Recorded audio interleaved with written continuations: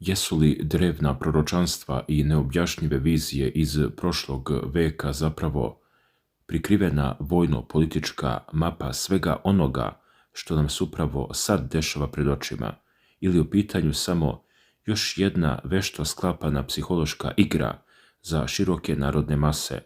Ako malo bolje pogledate svetsku scenu, shvatit ćete da živimo u vremenu kada se lomovi ne dešavaju godinama, već u nekoliko mjeseci. Ljudi se s pravom pitaju šta nas čeka do kraja ove godine, a odgovori se, verovali ili ne, sve češće traži u zapisima koje je za sobom ostavila čuvena bugarska vidovnjakinja Vangelija Pandeva Surčeva, u narodu poznatija jednostavno kao Baba Vanga. Prema onome što se uveliko analizira u političkim i medijskim krugovima, pred nama je period koji mnogi nazivaju tačkom bez povratka, a evo zašto je ta tema odjednom podigla toliku prašinu i zašto se o njoj sa ogromnom pažnjom raspravlja širom sveta. Priča nas vodi do događaja koji su već ušli u istoriju, ali tek danas dobijaju svoj pravi smisao. Kada se danas analizira lik i delo bugarske proročice koja je preminula još 1996.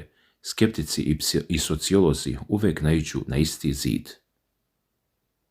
Predviđanja koja su joj pripisana decenijama unazad, a koja su ponovo došla u žižu javnosti sredinom ove 2026. godine, prosto ne mogu tek tako da se odbace kao slučajnost. Podsjećanja radi Vangi se pripisuju reči o napadu na Ameriku 11. septembra 2001. godine, kada je spominjala američku braću koja će pasti izubijana od strane železnih ptica. Pominje se njeno najavljivanje tragike Černobilja, potapanja ruske podmornice Kursk 2000. godine, kada su mnogi u to vreme mislili da govori o istoimenom gradu, pa je nisu shvatili ozbiljno, kao i sudbina indijske političarke Indire Gandhi.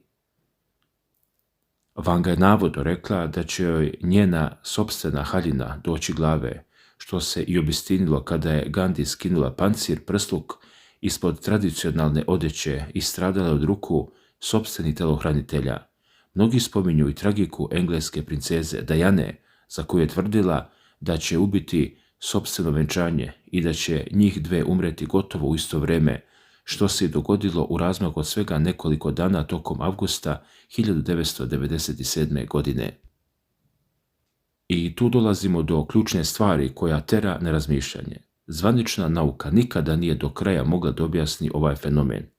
Krajem 70. godina prošlog veka, tačnije 1979. godine, profesor Georgi Lozanov sa Instituta za sugestologiju u Sofiji sproveo detaljno sociološko istraživanje. On je ispitao i analizirao gotovo 7000 posetilaca koji su tražili pomoć ili savjet od Vange. Njegov naučni zaključak bio je zapanjujući. Njena predviđanja ostvarila su se sa tačnošću od čak 70%, što je gotovo dvostruko više od bilo kog statističkog proseka. Lozanov je na osnovu toga javno izneo tvrdnju da je u pitanju osoba sa izuzetno izraženim telepatskim i parapsihološkim sposobnostima, ali ovdje priča nestaje, jer se najveće enigme tiču upravo našeg vremena. U emisiji Nove ruske senzacije, koja je izazvala ogromne reakcije u javnosti, otvoreno je pitanje šta je sve Vanga ostavila u amanet za ovu 2026. godinu. Prema tumačenjima njenih najbližih saradnika i analitičara, ove godine se preklapaju dva velika pravca. Jedan je vojno-politički, a drugi klimatsko-tehnološki. I oba vode ka istom zaključku. Svet ulazi u novu eru. Za Rusku federaciju, prema tim napisima i interpretacijama, prognoziraju se dve velike pobjede. Kum same vidovnjakinje, Sergej Kostronaja, u više navrata je javno citirao njene reči. Rusi će proslaviti dve pobjede. I tu sad nastaje velika rasprava među istraživačima. Pojedini analitičari smatraju da se te reči odnose na prošlost i sadašnjost, na istorijsku pobjedu u velikom otadžbinskom ratu nad fašizmom i na završetak aktuelnih vojnih sukoba u okviru centralnog vojnog okruga, odnosno na severoistočnom frontu. Međutim, drugi istraživači koji detaljno proučavaju njene zapise tvrde da je Vanga mislila na nešto mnogo šire, na potpunu promjenu globalnog poretka i postizanje dominacije i prosperiteta, sa čime će, hteli ne hteli, morati da se slože sve vodeće svetske sile. Prenosi se izjava koju je objavio portal Gazeta.ru, a u kojoj se spominju reči da će ruski predsjednik Vladimir Putin izbiti u prvi plan globalne politike kao centralna figura, dok će se stara Evropa usred političkih i ekonomskih kriza praktično pretvoriti u duhovnu i političku pustinju. Rusiji se u tim tekstovima predviđa uloga orla koji se vije iznad zemlje i nadkriljuje svet, pri čemu se navodi da će čak i SAD na kraju morati da priznaju njenu duhovnu i državnu snagu. Zato je važno razumjeti sljedeće. Prema ovim tvrdnjama, 2026. godina nije bilo kakva godina, već istorijska prekretnica i početak takozvanog novog milenijuma. Navodi se da će zapadnu rusofobiju u evropskim državama zameniti iznenadno poštovanje i da će se manje evropske nacije, pritisnute sopstvenim problemima, prirodno okretati i ujedinjavati oko novog težišta moći. Na evroazijskom kontinentu, kako se ističe u tim tumačenjima, formirat će se neprobojni savez tri giganta, tri slona, kako ih je Vanga nazivala, a to su Kina, Rusija i Indija. Ljudi, smije li se sve ovo uzeti zdravo za gotovo? Naravno da ne. Kada se pominju ovakve tvrdnje, izjave i medijski navodi, mora se jasnom analizom napraviti distanca. Zvanično, politička nauka i međunarodne institucije ovakva proročanstva ne tretiraju kao vojne ili državne strategije. Dakle, osim vojnih pobjeda, u Vanginim zapisima za ovu godinu krije se i upozorenje na izuzetno teške ekonomske izazove. Predviđeno je da će se Rusija zbog kombinacije spoljnih pritisaka, blokada i unutrašnjih lomova suočiti sa ozbiljnim kriznim periodom, ali, kako se dalje navodi, taj težak period neće označiti krah, već ulazak u tačku sa koje nema povratka na staro, moment u kome će morati da se donose sudbonosna odluka koja će pokrenuti kompletno društvo i dovesti do velike duhovne i ekonomske obnove. I u tom trenutku postavlja se jedno neverovatno pitanje. Ko će zapravo povući te ključne poteze? A prema tim navodima, u bliskoj budućnosti na političku scenu dolazi žena koja će odigrati ulogu spasiteljice. Vanga je opisala sljedeću viziju. Vidim vrt. Ovo je Rusija.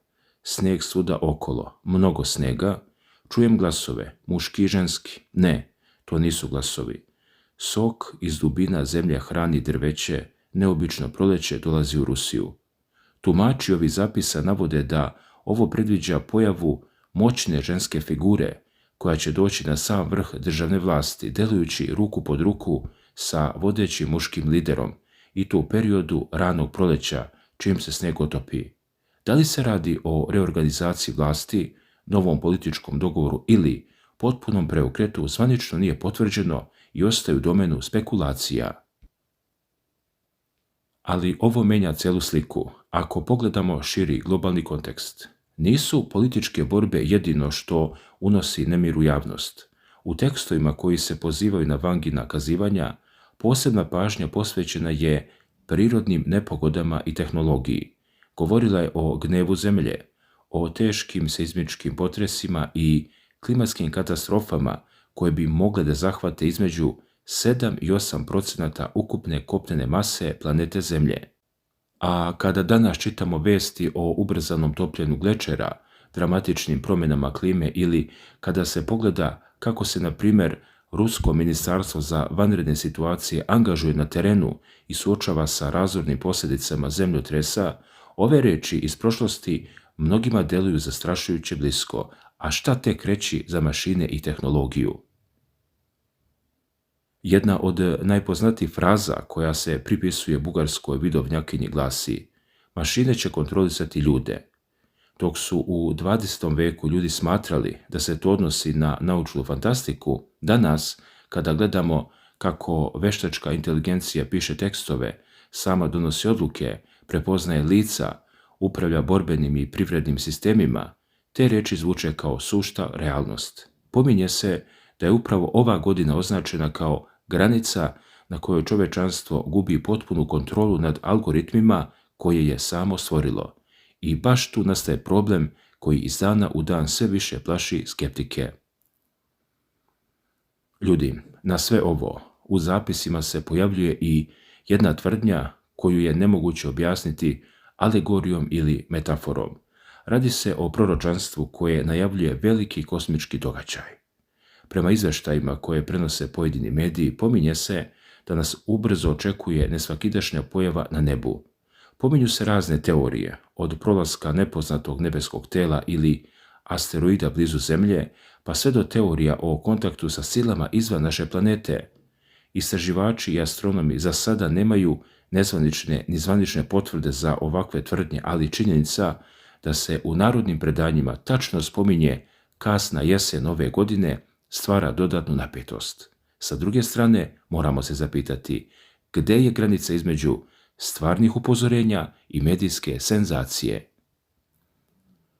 I dok javnost raspravlja o proročanstvima i globalnim potresima, svakodnevni život nosi svoje vrlo realne opasnosti. Zanimljivo je primetiti kako se u društvu traže rješenja za bezbednost na svim nivoima.